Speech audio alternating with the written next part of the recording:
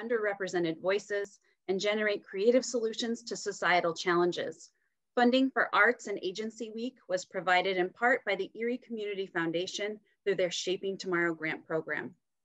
My name is Sarah Bennett, and I am the Penn Future Campaign Manager for Clean Water Advocacy in the Lake Erie watershed. We opened our Erie office, which is our 5th statewide office, last spring. Penn Future is a statewide environmental organization working to protect land, water, and air, leading the transition to a clean energy economy and empowering citizens to build sustainable communities for future generations. Today, I'm very pleased to have the privilege of introducing Gideon Mendel. Gideon Mendel's intimate style of image making and a long-term commitment to socially engaged projects has earned international recognition. Born in Johannesburg in 1959, Mendel began his career as a news and struggle photographer, documenting the final years of apartheid.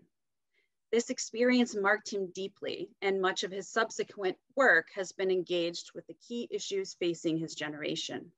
In 1991, he moved to London and continued to respond to global concerns, especially HIV and AIDS. Since 2007, using stills and video, Mendel has been working on Drowning World, an art and advocacy project about flooding that is his personal response to our climate crisis. His work has been widely published in magazines and newspapers, including National Geographic, Geo, and The Guardian Weekend. Mendel's images have been used in climate protests, while his photographs, installations, and video pieces are increasingly seen in galleries and museum contexts. Mendel has received the inaugural Jackson Pollock Prize for Creativity and the Greenpeace Photo Award. He has also received the Eugene Smith Award for Humanistic Photography, the Amnesty International Media Award, 6 World Press Awards, and was shortlisted for the Prix Pictet in 2015 and 2019. Mendel has recently extended his work on global warming to include the element of fire, along with developing new projects addressing the COVID-19 crisis we're all facing. This presentation is live streamed through Zoom, as well as Erie Arts and Culture Facebook page and YouTube channel. The session will conclude with a Q&A. If you have questions, please type them in the Q&A box here in the Zoom session. And at the end of the presentation, I'll read your questions for Gideon to answer. We thank you for being present with us today, and we hope you enjoy the presentation. Take it away, Gideon. Hey, hi everyone. I need to share my screen.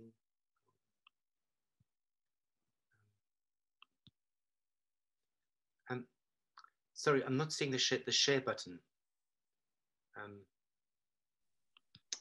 Okay, I've got it. Sorry, excuse me, excuse my. Okay, I'm sharing and. Hi everyone. Thank you so much for coming along, and thanks for your interest in my work. So I'm talking to you about my work on our climate emergency, and as Sarah mentioned, you know, I've been photographing floods, you know, quite obsessively since 2007. This image you see here is a composite I've made here, showing kind of, I suppose, giving a sense of my obsessive nature. These are just some of the many portraits I've made of people dealing with floodwater. I've photographed in 13 different countries and actually responded to 19 different floods. You know, so some countries are duplicated. I began in 2007 photographing in the UK and India, and I was very struck at that point by the shared vulnerability of flood victims despite hugely different contexts. And then I have photographed you know, in Haiti in 2008, in Pakistan in 2010, Australia in 2011, and I think also Thailand, Nigeria in 2012, Germany in 2013. In 2014, actually India and the UK again. In 2015, Brazil and the USA. and Bangladesh. In 2016, France. In 2017 and 18, the USA again. So it's a lot of different locations around the world, and I'll give you a sense of the different narrative threads of the project. So the fundamental kind of building block and the kind of spine of the project is a series which I call Submerged Portraits, and you'll see some of them here, and they are very simple pictures, directly engaging with people, and in a way, for many, they're kind of a bit counterintuitive, because in a flood, you expect people to be responding to the flood and not responding to the camera. And, so I seek out people who are kind of able and open to being photographed. And what I call this is a kind of witnessing, a sort of deep witnessing of people and what's happened in their lives. I mean, in this situation, this was Terence and his mother Doreen in Florida in 2017. And Terence kind of seemed like a big, tough guy. And we actually went with him and his mother in the boat to his mother's house. And when I followed Terence into the house, and when he saw the devastation inside, he just burst into tears. And you can see that in the photograph. And then when I was doing a photograph, I was, in my initial intent had been to photograph just Terence by himself and not ask his mother to get into the water, but she insisted on being in the picture as well. So I photographed them both in the water in that situation. This is Nigeria in 2012. So what's very important to me in this project is the diversity of people, that I'm not, I think one often has this expectation visually, and it's a kind of photographic cliche in a sense, of Black or brown people, other people in the third world, far away, suffering from disaster. And for me, it's important that, there's people of all sorts. And although their class and their situation and their culture, and there's many, many differences, the flood is a kind of shared disaster across the world. And in the way climate change will I think, affect us all.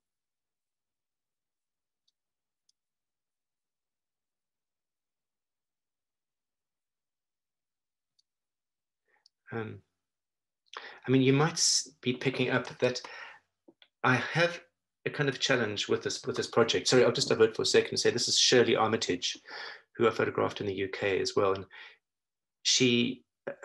people often ask me, how do these photographs happen?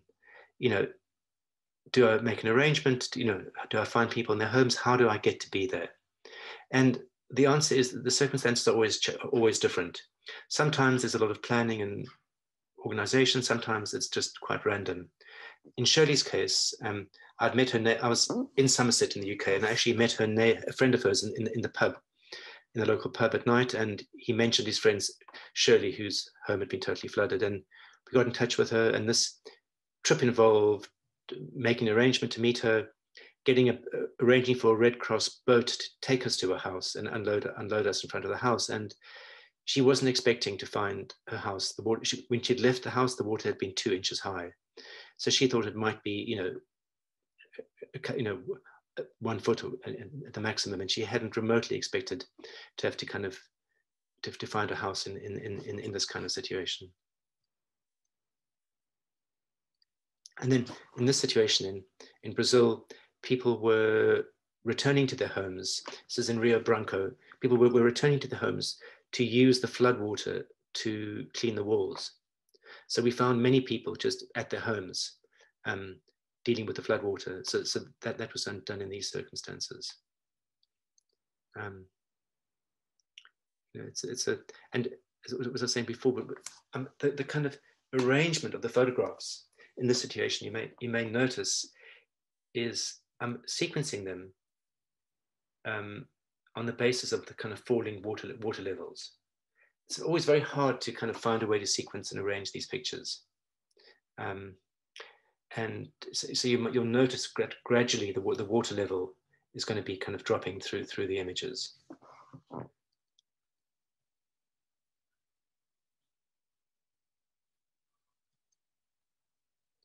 And this is Shirley, sorry, this is Florence Abraham in Igbogeni in Nigeria. And Florence, yeah, I mean, for me, this was a very special, and probably, I think, still remains my favorite portrait in the series. Florence is, you know, and when I met her, she just struck me as quite an amazing person. In Igbogeni, there were a lot of homes flooded, and people whose homes flooded, many of them were in a kind of camp, sort of displaced persons camp on the outskirts of town.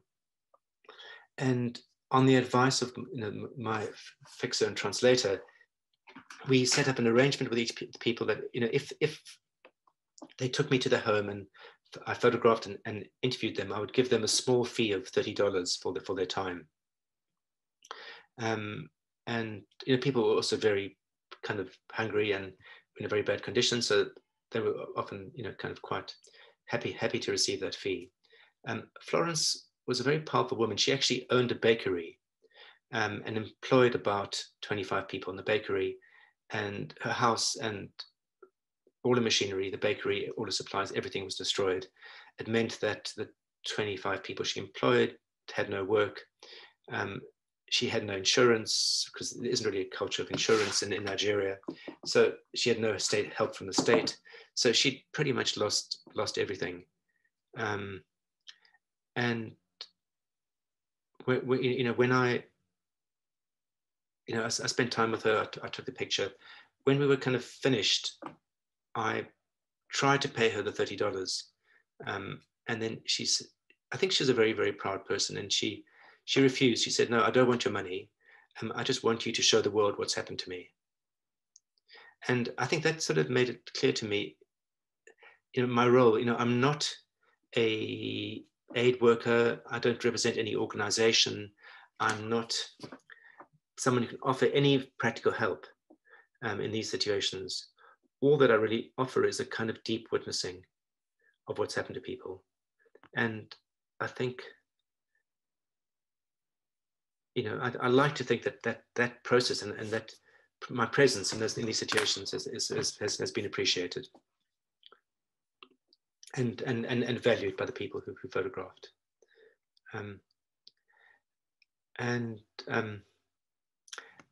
People often kind of question me about this picture from Rio Branco in Brazil, and it's linked to. So I was busy taking the picture above, and sorry, I haven't got my notes here. I've forgotten their names, but she's his mother, and they were busy cleaning out the house, and I filmed them kind of cleaning and splashing the walls, and then I began to make this portrait inside.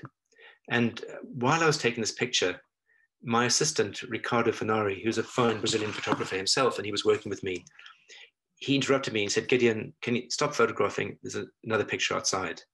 And I said, "Ricardo, don't interrupt me. I'm busy photographing." And he said, "No, you must come outside." And she was sitting outside there. She had kind of lit a cigarette, and she was just basically calmly waiting for me to finish.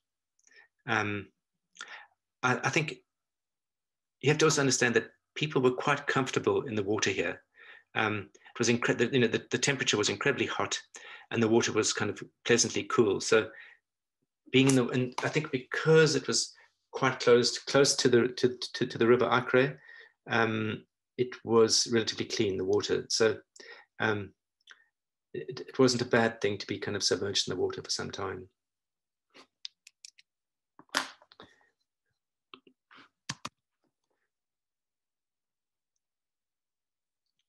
So I'm taking you through, and you can see as I'm progressing here, the water levels are slowly kind of diminishing.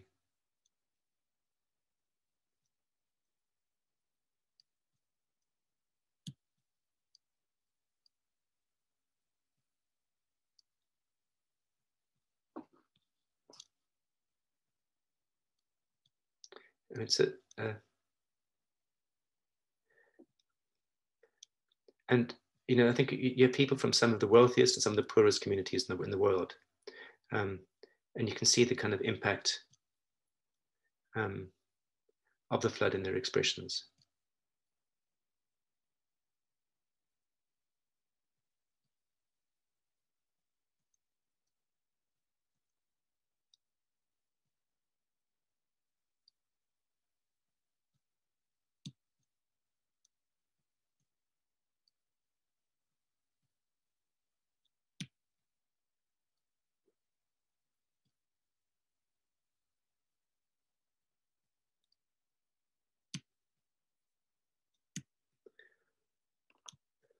Okay, and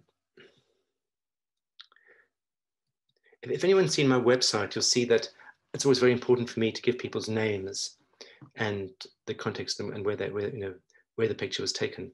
This is the only picture where I don't have a name or any information. And I took the picture in the town of Gonaïves in Haiti in 2008, when there's a huge flood which killed about 2,000 people in that town. And when we got there, the center of town was just knee-high in mud. It was really hard to walk. And I saw this boy busy trying to wash his house. I stopped, you know, and he saw me. I lifted my camera. He paused for a second to look at me. I shot just one frame. And then he disappeared. I tried to get closer to him, but by the time I was there, he'd gone. So he's the only person whose name and information I don't have. And I do love this picture, although there's no water. For me, it feels almost like a bit of he's almost like a statue on a plinth. And, you know, people have kind of compared it to Michelangelo's David. You know, and often this picture is often the kind of concluding picture in the series. So I guess this kind of concludes my presentation of the narrative element of Drowning World that I call Submerged Portraits. And I'm going to take you on to another element. And this is this element, and this is a composite, but it's a series which I call Floodlines. And it's a very different kind of experience to view and to take. It's quite an abstracted, quite cerebral, quite maybe a function of my quite obsessive soul. It's, you know, the kind of exploration of the line of floodwater as it moves through public spaces and personal spaces. And it's quite geometrically precise. And I think it's often quite disconcerting for viewers, you know, obviously because you see these kind of reflections. These next couple of pictures were taken on my last trip to a flood in the USA. I'm sure you remember the floods which happened in South Carolina in 2018. And I was struck when I was working in South Carolina about how segregated communities were. So these were taken in some pretty much exclusively Black communities in South Carolina. And you can see, I suppose, the kind of the search for absolutes of geometrical kind of precision in these.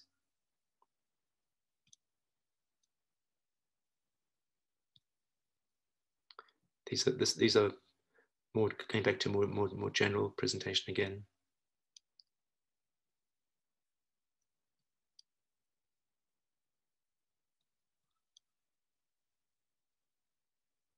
And this was actually taken at the very start of the project in the north of England in 2007, this image. And it's been one of the kind of defining images in a way of the project, because I guess it's something about the bizarre normality of the curtains, this sort of suburban normality with the really disconcerting, strange reflection. There's water where there just shouldn't be water. That's a picture from Houston in 2017.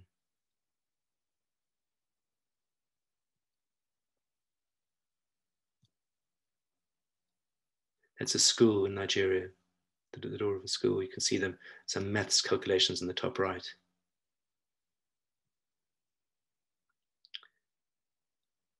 And this was a multi-million-dollar house in Houston.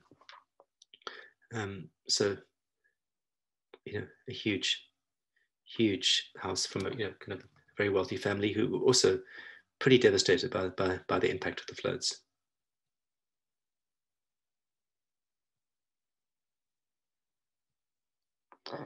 And do you remember Shirley Armitage, who I showed you earlier? That's her home. And again, it's something about this picture I really love. And again, I think it's just the irony of the ducks in the water, the wallpaper, the reflection of the wallpaper, and it's sort of geometric simplicity. And that's kind of a strange sort of inverse reflection of that in Nigeria. And this is just a kind of texture of the impact of the flood on a wall in Houston. And it kind of leads us into the kind of next narrative section, which I'm going to share with you, which is the series I call Watermarks. And again, this is a collection I've gathered of flood damaged personal photographs. These are photographs, they're not mine, they are photographs which I found in flooded locations around the world. And some of them are very tied to families and situations, and some, like this collection of passport photographs I found floating in the water in Kashmir. So very different kinds of provenance for these different images. So do you remember Terence? Where is Terence again? There's Terence, and that's Terence as a child. So I do kind of really like some of these kind of bits of kind of connective tissue in the project, which link the different elements.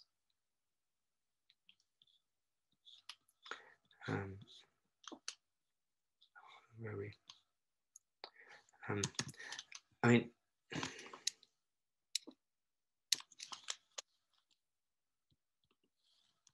and there's something, I mean, a lot of people respond quite emotionally to this work. There's something about the impact of the water on the kind of emotion of the photograph, which, I mean, for me, speaks of the kind of threat posed by climate change to our collective memory.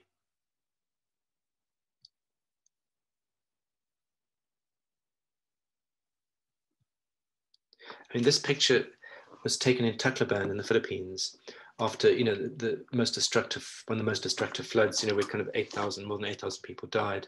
I found this picture amidst the wreckage, and I've got no idea of who she is, or if she lived, or or if she died in that terrible event. So there's a huge variety in the kind of context where they came from. You can see this actually at the bottom over here is a sheet of passport photographs, but it's become completely abstracted. It must have been, a tourist trip to New York. So this picture is actually from Shirley Armitage, who I introduced you to earlier.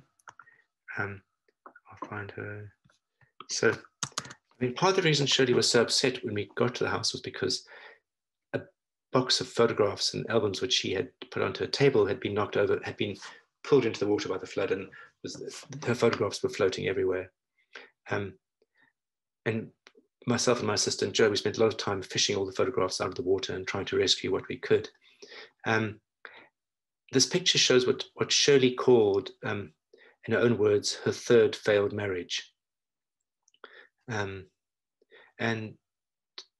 I guess for me, this question, these images raise a lot of pertinent questions about kind of the nature of memory and how, we all, the kind of fading of memory.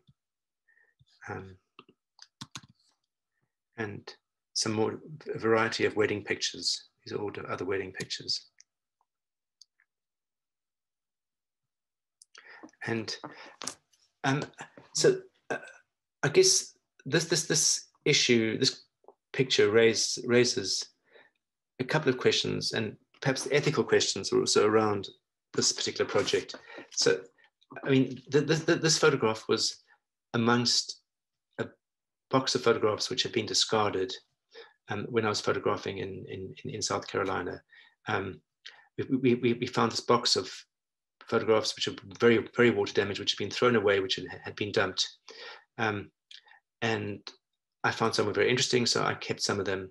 So I guess some people have kind of challenged me, well, not that seriously, but if you think about this picture, there's arguably kind of many layers of kind of appropriation and violation. You know, firstly, this girl, perhaps she was drunk, she kind of falls asleep, and her friends kind of draw all over her face. Then the photograph, you know, without her knowledge, and then whoever she may be, and then the photograph is kind of violated by the flood water and the damage. And then I have appropriated the photograph and included it in the series. You know, so I guess it raises questions, but I think it also is a strange and disconcerting and, you know, perhaps quite beautiful image. But I'd be curious to know your thoughts on these questions.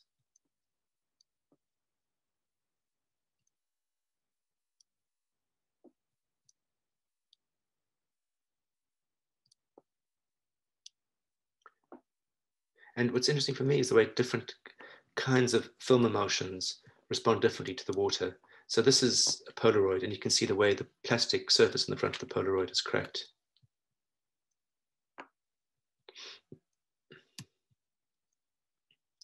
So I in fact have an archive. I've collected close to 1,200 flood damage photographs from different locations. And each one for me is interesting in its own way. I mean, the real difficult challenge is how to choose and how to curate them.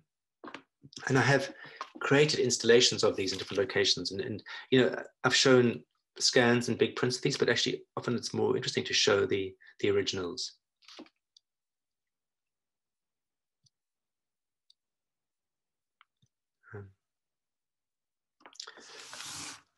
Okay, so I'm going to, at this point, I'm going to maybe just show you a short video piece.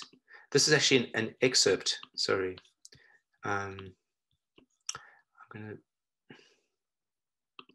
This is a piece called Deluge, which is a video, it's actually a 13-minute video installation, which I've shown as part of Drowning World exhibitions. I've tried to make a video piece which speaks of the global nature of flooding and climate change. This is just a small excerpt. I'll say more once you've seen it. And you'll see how the same narrative threads are repeated in the kind of video element.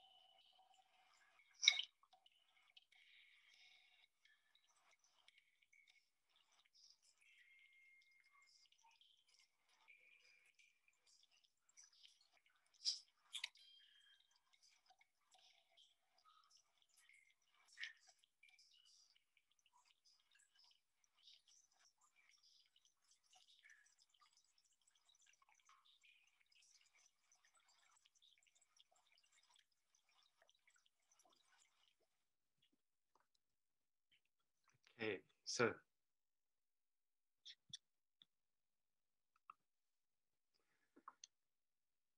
and So kind of progressing. So what I just showed you there, I guess, was this, just a small fraction of this very dense 5-channel video piece that I've made, which kind of puts together all the different elements of Drowning World. And I think it's its kind of final sort of manifestation. And I'm going to move on to show you some of my work on fire, of documenting fire and my kind of progression from flood to fire. And most recently, I photographed the aftermath of the floods and the fires in Australia. I'm sure you remember the huge fires which were there last year. And unfortunately, I was not able to get to California because of the COVID crisis. I would have really valued photographing the aftermath of these fires in California, although I did do a few photographs 2 years ago in California, but I feel I've developed my kind of style and approach in a way that's more resolved in Australia.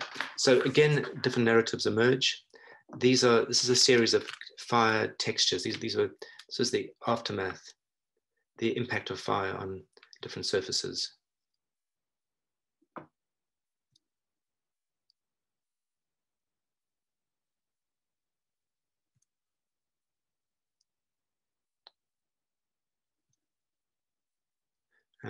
This is melted aluminium from a car.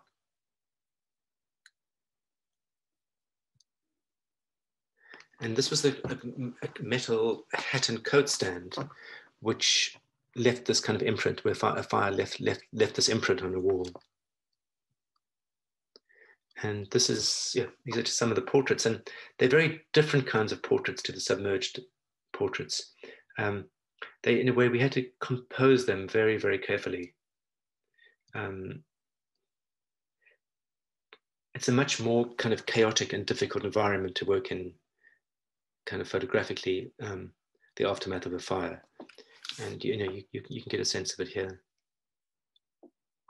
And practically the way I worked with my assistant, Annette Widditz, is that we set up the frame before people even went in, so we would have the frame perfect and organized before people moved into it, because it was a very intense experience for them to be photographed. And I didn't want them to be there while I was trying to find the right frames. So we always arranged the frame before we photographed them.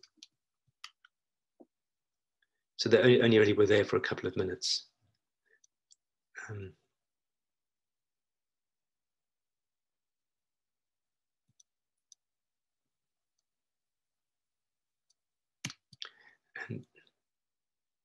I mean, in my presentations of this work in the media, the interviews and their words are very important as well.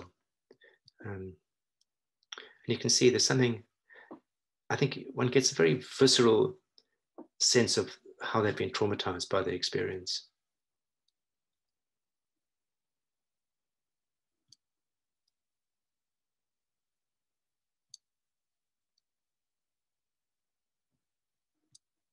Sorry, I'm repeating that picture.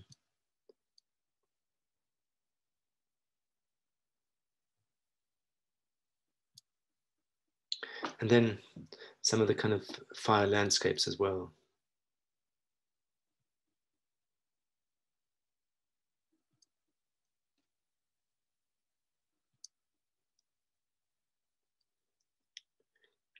In a way, this is a strange image because it feels like a black and white photograph, doesn't it? Just with the kind of isolated bits of color from insects boring into the wood. And this incredible landscape of destruction.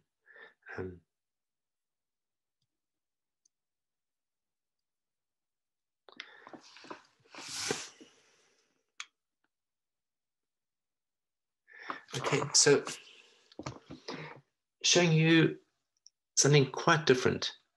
It's a collaboration with a friend, Jonathan Piradon, who's a fine tin type photographer. It's an old wet plate photographic process. We worked with some objects. When I photographed the fires in California in 2018, people gave me something from each of their homes. So these are some of the burnt objects photographed using this old method. And in a way, we were sort of almost positioning ourselves as archaeologists of the future, using this kind of old wet plate photographic technology, which goes back to the 1880s, to try and understand why the society was so destructive. So these are all familiar items, and with different kinds of tin types. And it's a very interesting process because you can never repeat yourself. You can never get the same thing again.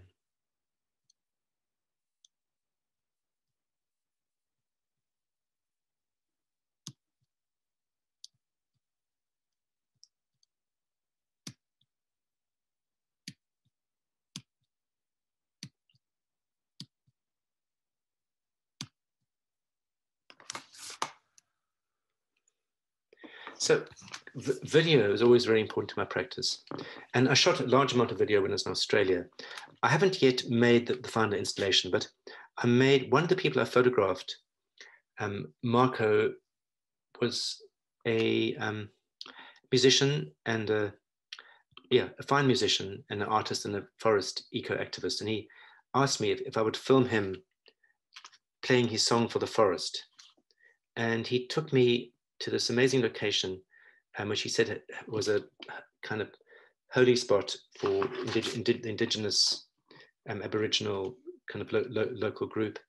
And so I found this and I made a sort of, well, it's kind of takes the form of a music video, but it's also not quite a music video. So I'll play that for you as a kind of conclusion.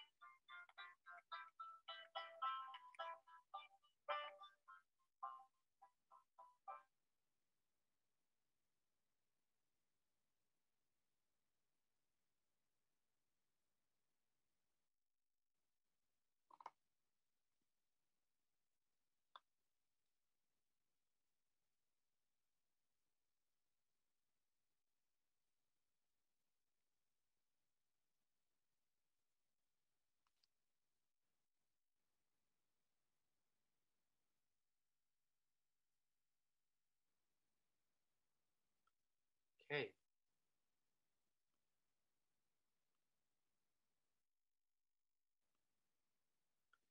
Hi. Was that okay time-wise? How are we doing? I think you're great.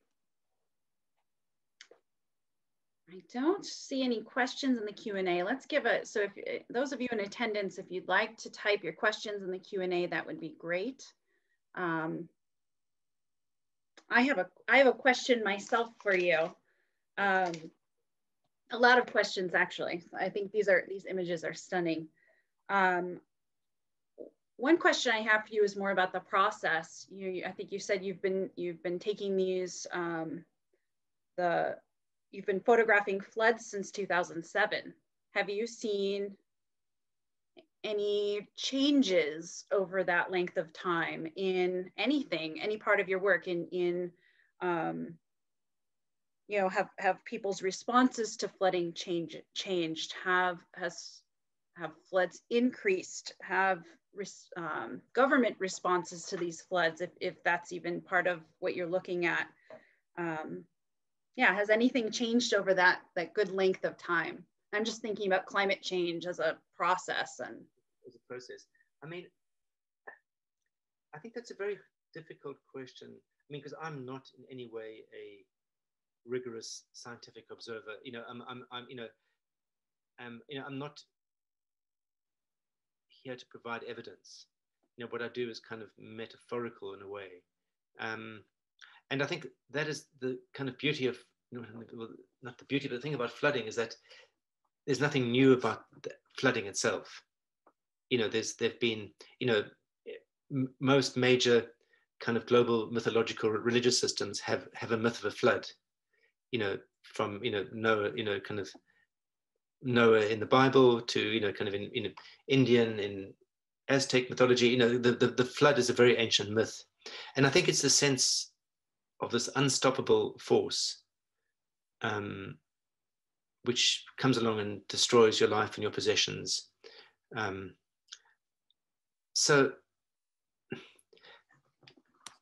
I mean, I do have a sense that in some places, particularly North, you know, kind of North and Central America, there seem to be, you know, I mean, it seems to be kind of every hurricane season which rolls around now, you know, the floods seem to be there and get worse. You know, I mean, so globally, I mean, I think there is evidence, you know, of increasing numbers of floods. I mean, I certainly can't particularly claim that I've counted and witnessed more, but I certainly kind of, you know, I mean, I think there hasn't been a year in the last couple where there hasn't been a big flood in the kind of the southern states of America.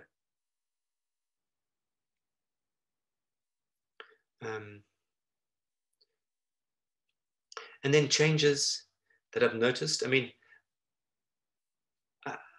what's been interesting is as I've photographed through this time of kind of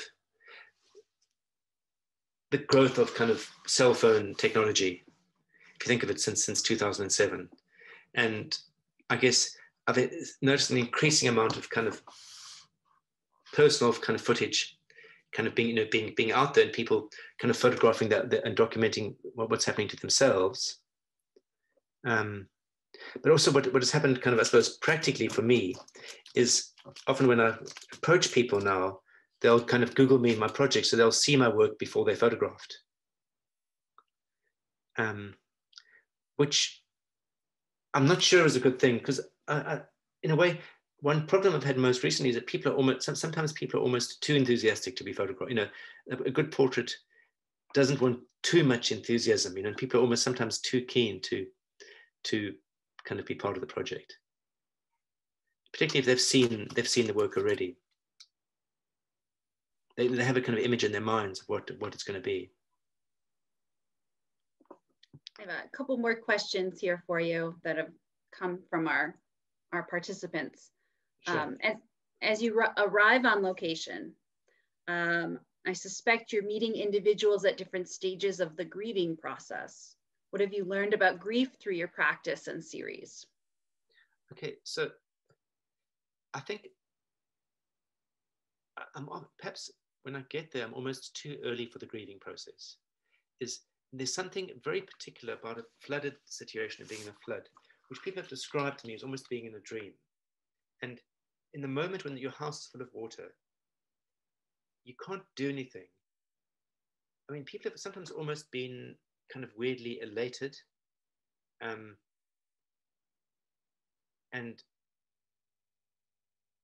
I think that the grieving, I think, often happens once the water's gone. And actually the difficult that's when you have this terrible stink and the mold and dealing with all the hassle, dealing with, depending on obviously what country, what culture, what situation you're in. But it's often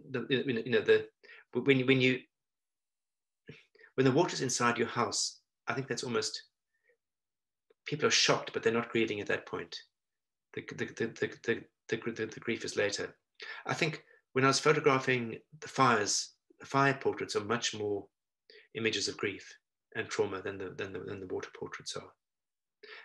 I think there's something in the submerged portraits, the water ones, where there's an engagement and it's not kind of clear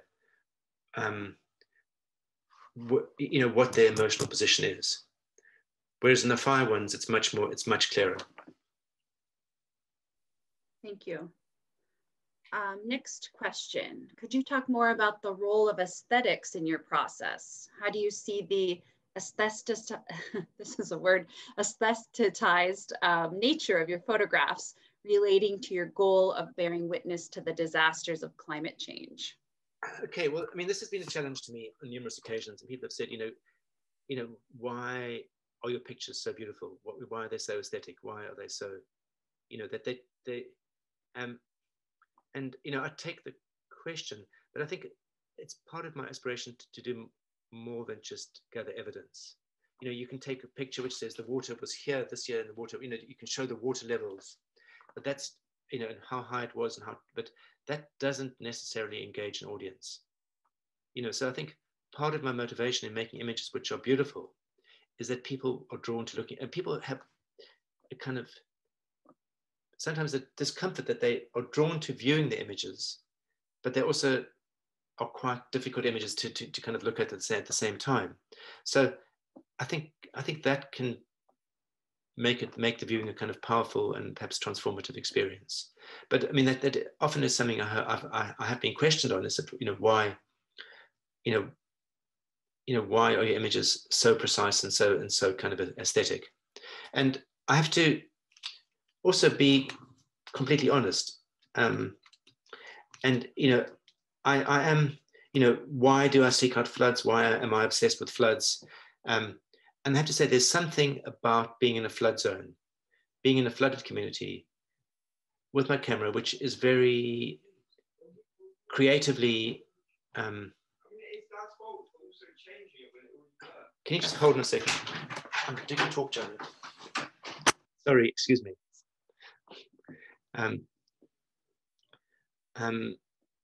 So sorry,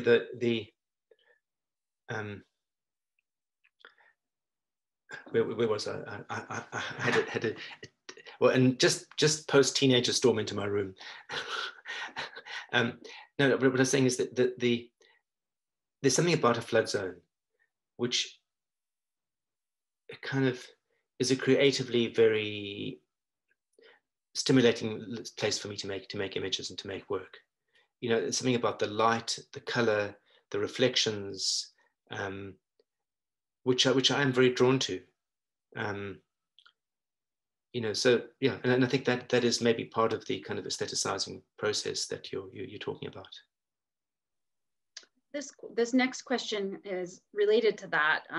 The person posting the question says, I understand the photographs being evidence and people being willing participants, but how do you deal with such personal, raw emotions? And do you ever feel compelled to just get away? And they said, I'm sorry, but I think these photos seem rather intense. Well, I mean, they're intentionally intense. They're not, and I think that's kind of what I'm, because I think there is an intensity of emotion in the photographs. I mean, I'm often asked the question, you know, how does this affect you? You know, what is the psychological process? How does this affect, you know, how do you deal with the kind of psychology of this? And it's not an easy question to answer. I've never found it very easy to answer. And so there's kind of two thoughts. I mean, the one is I'm currently actually working on my kind of family archive, and, you know, an archive of documents and photographs related to my own family story. You know, both my parents were refugees from Nazi Germany. You know, my father lost his parents well, he lost his mother in the Holocaust, his father in the First World War. My mother lost a lot of relatives, and a grandmother, and it's a sense of kind of the way trauma bounces down the generations. You know, and I think for whatever reason, in terms of my work, from the very start of my career, kind of photographing the often violent struggle against apartheid in South Africa, photographing the impacts of HIV and AIDS, photographing climate change, I've been very skilled at capturing moments of pain and trauma. And I think on some level that is tied into my own history of kind of trauma bouncing down the generations. You know, on a more kind of flippant note, I was talking to my wife about this question. And her response was, you know, she said, well, you know, that's really simple.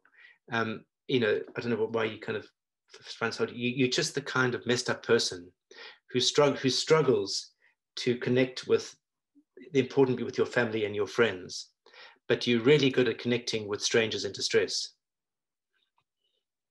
You know, so yeah, I hope that answers the question. You know, it's kind of, but I think, yeah, there is something about the intensity of the images which is intentional and can be disturbing, but I think that it's not necessarily, it's trying to make an impact and kind of get to people. And you know, the work, I think what's interesting about this work is that it's kind of works on multiple levels, and that it's, you know, it's been shown in a lot of media and kind of newspapers and kind of magazines, so it works in the kind of media. It's also increasingly having a presence in the kind of gallery and museum context, and, you know, I've you know, shown in a lot of museums. But also more and more the work is used in activism and working with Extinction Rebellion and Greenpeace. You know, the work is also kind of part of sort of protest. Thank you. I have, looks like, one more question to ask. Through this work, in what way have you been challenged in your work or approach to allyship? To what ships? To allyship, so being an ally. Well, I mean, look, I think that touches on, I suppose, important questions facing kind of, you know, privileged older white male photographers like me, you know, and particularly kind of growing up as a privileged white South African, you know, with all the unfair privileges that got, you know, I have, you know, recently in particular been thinking, you know, a lot about those issues and the extent to which power and privilege also play a part in kind of my ability to access situations and access photographic situations. I mean, I think I, you know, increasingly, you know, feel, you know, that, you know, with this project, as you saw in the work, the kind of mix, you know, that it's not a project about white people or black people or Asian people, you know, the kind of the mix of people from a huge variety of backgrounds is crucial to kind of defeat some of the kind of expectations of how climate disaster might affect us. But you know, I don't know if I've really answered the question properly, because, you know, I think that is a challenge to people like me at the moment, is how do we become effective kind of allies in the fight for kind of gender equality, racial equality, And I think, you know, the first step we can really take is being aware of our own privilege. You know, and you know, I've been very excited to be involved in kind of mentoring kind of numerous young South African photographers, you know, and kind of, I suppose, helping to, you know, bring to kind of attention some, you know, some younger voices. I think that's part of what I do outside of this kind of practice. But I think that is a really important and fundamental challenge to people of my kind of creative generation. I hope that answers the question. I think so. Thank you. I don't have any more questions, so I think we're going to wrap things up. So I want to thank you, Gideon, for your insights today. Thank you for sharing your art with us. And thank you to everyone who's attending, either through Zoom or Facebook Live. Please register to attend additional arts and culture events this week at erieartsandculture.org. Thanks, everyone.